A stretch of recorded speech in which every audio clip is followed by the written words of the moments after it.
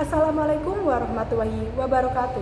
Perkenalkan, nama saya Frisilia Arya Cardenta dengan NIM 24030160127 kelas PAI 2D. Di sini saya akan menyampaikan tugas materi mata kuliah Islam dan Moderasi Beragama dengan Bapak dosen pengampu Bapak Dr. Muhammad Saihan Muid, SAG, MPD. Di pembahasan kali ini, saya akan membahas apa itu moderasi beragama, ruang lingkup moderasi beragama, dan indikator atau ciri-ciri moderasi beragama.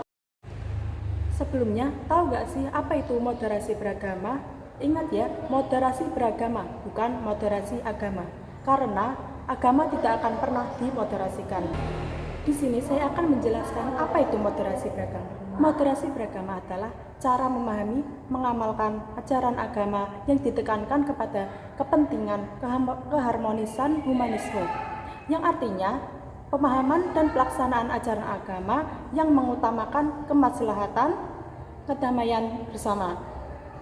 Moderasi agama bukan agama baru, bukan aliran baru, bukan sekte baru dalam agama, melainkan salah satu pendekatan atau cara dalam memahami dan mengutamakan ajaran agama. Yang kedua, kita akan membahas mengenai ruang lingkup dalam moderasi beragama. Oke, kita akan melanjutkan pembahasan yaitu ruang lingkup moderasi beragama. Moderasi beragama adalah cara atau pendekatan dalam memahami dan menjalankan ajaran agama dengan mengutamakan aspek kemanusiaan atau kemaslahatan atau kedamaian masyarakat.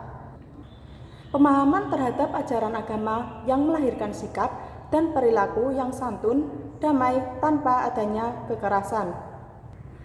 Yang dimoderasikan bukan agama, tetapi cara memahami, cara berpikir, dan cara menjalankan ajaran agama. Contohnya seperti cara memahami ayat Al-Quran yang dianggap atau seakan-akan Islam membolehkan melakukan kekerasan seperti permusuhan dan pembunuhan. Ruang lingkup moderasi beragama fokusnya bukan pada ajaran agama, tetapi kepada cara memahami dan mengamalkan ajaran agama yang lebih menekankan kepada aspek kemaslahatan atau kedamaian persatuan di tengah masyarakat. Sesuai dengan firman Allah dalam Quran Surat Al-Anbiya ayat 107, "Wa ma arsalnaka illa rahmatan lil alamin." Yang artinya, dan Allah tidak akan mengutus Rasulullah Muhammad kecuali menjadikan rahmat bagi seluruh alam. Jadi, ruang lingkup moderasi beragama adalah cara meyakini, cara berpikir, dan cara menjalankan ajaran agama untuk diri sendiri maupun orang lain. Yang terakhir ada indikator atau ciri-ciri dalam moderasi beragama. Ada beberapa aspek dalam ciri-ciri moderasi beragama. Yang pertama ada aspek nasionalisme atau kebangsaan, yang kedua ada aspek beragama, yang ketiga ada aspek kehidupan sosial, dan yang keempat ada aspek tradisi atau budaya. Yang pertama ada aspek kebangsaan atau nasionalisme, yaitu kebangsaan dalam moderasi beragama adalah kesediaan, kesanggupan menerima Pancasila sebagai dasar negara.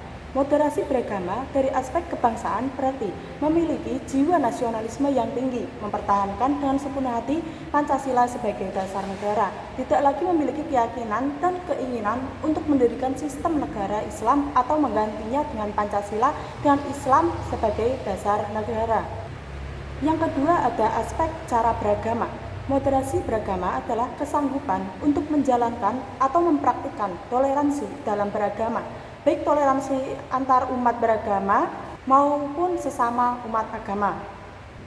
Yang ketiga ada aspek kehidupan sosial, yang dimana moderasi beragama adalah kesediaan atau kesanggupan secara taat dan patuh kepada aturan atau hukum yang berlaku.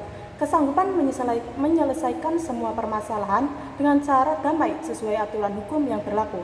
Dengan kata lain, moderasi beragama dari aspek kehidupan sosial adalah cinta, damai, anti kekerasan, dan tidak suka konflik, dan juga menyelesaikan semua permasalahan sesuai aturan hukum yang berlaku.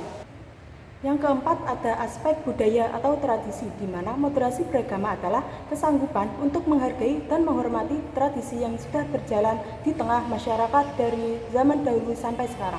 baik tradisi keagamaan maupun tradisi non-keagamaan. Adapun tradisi yang lahir dari ajaran agama seperti tahlilan, ziarah kubur, dan peringatan Maulid Nabi SAW atau perjanjian, dan dengan cara bersolawat atau cara berzikir.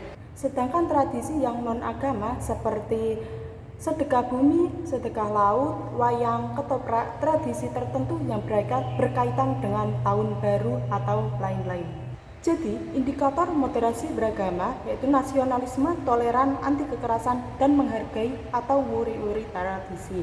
Jadi, kesimpulannya, moderasi beragama terletak kepada cara memahami, cara berpikir, dan cara menjalankan ajaran agama dengan kata lain yaitu budaya beragama.